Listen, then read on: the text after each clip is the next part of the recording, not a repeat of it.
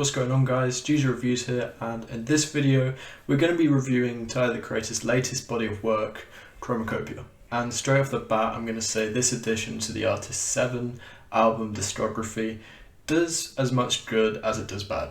First of all, yes, it's Tyler the Creator we're talking about here.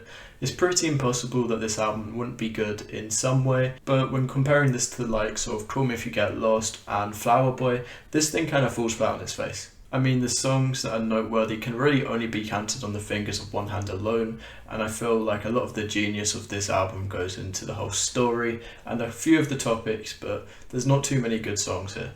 My point is that there's not too many songs that do anything original or new within Tyler's discography. A majority of these, to me, sound a lot like leftovers from the Flower Boy era. I mean, sure, it's enjoyable, but I just don't really see the point. It kind of feels like Tyler might have put the story ahead of newfound creativity. Now, I'm not going to sit here and hate on this album for the entirety of the video. In fact, it's a good album. I just feel like there are some things here that would have benefited if it just wasn't there. And a key example of this is that this album would have benefited so much more if it didn't have any features. I mean, having Glorilla, Lil Wayne and Sexy Red on Sticky alone kind of just ruins the whole artistic merit that this album could have had in the first place. I mean, I really did expect this to be a non-feature album, purely based on the teasers that Tyler was putting out just before this album. In fact, the teasers really did give off the impression that this would be a concept album with a cinematic feel that would explore the themes of dystopia and paranoia. Yet instead we're just given songs that have some of the worst verses from the likes of Sexy Red and Doechii. My major point is that this album would feel way more cohesive if all of the features were just cut out. Saint Chroma is a great first track, and especially as an intro, it holds very strongly to begin with. Rotterdam is a decent track, I don't mind it at all, although I do feel like the production is a little too reminiscent of the Cherry Bomb era. The lead single to this album, Noid, is actually a very interesting single.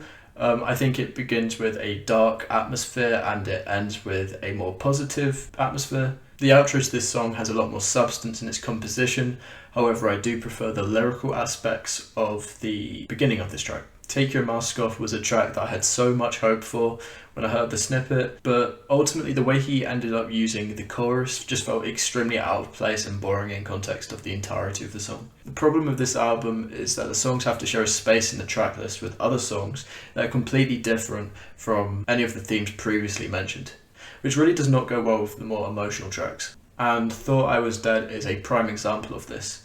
Whilst it was a good song, it doesn't really match the energy of the actual heartfelt moments in the album. The album rotates between high energy and slow ballads that constantly end up resetting the momentum and don't really flow into each other very well. For example, placing Like Him after Thought I Was Dead just feels like Tyler's really slamming the brakes to talk about his father out of literally nowhere. The production on this album is pretty good overall. It's pretty experimental. It's of course not going to be something a casual listener is going to really enjoy, but it's decent nonetheless. There are really no big hits on this thing that really make it onto radio by any means. The whole thing can get a bit all over the place at times, and that's kind of my issue with the production, if anything. Tyler's performance himself is a bit of a mixed bag in my opinion.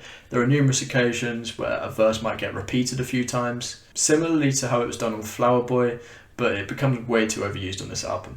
There are also breathing ad-libs which were used throughout Call Me If You Get Lost, and whilst this is a pretty unique sound in itself, the breathing on the last album perfectly suited the flexibility of it, and I feel like with this album it just feels a little bit unnatural.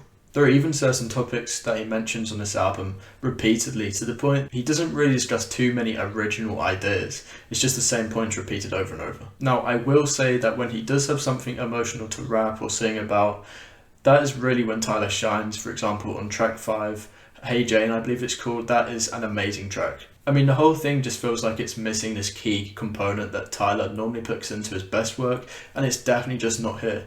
I mean, the lyrics are fine, the production is decent, but there is a whole lot of repetitiveness going on here. Overall, I was pretty disappointed with this album. I was expecting so much more, but it just didn't really click with me at all. There are a few good songs, and some of the more high quality songs, they're amazing pieces of work, but for me, unfortunately, this is going to be a 7 out of 10. And there you have it, there's my review of Tyler the Creator's latest album, Chromakopia. Let me know what you guys thought of it. Did you love it? Did you hate it? I personally was not a huge fan, but I'd love to know in the comments below, what did you guys think? If you enjoyed this video, please don't forget to like and subscribe. It does a lot for this channel, and I'll see you guys in the next review.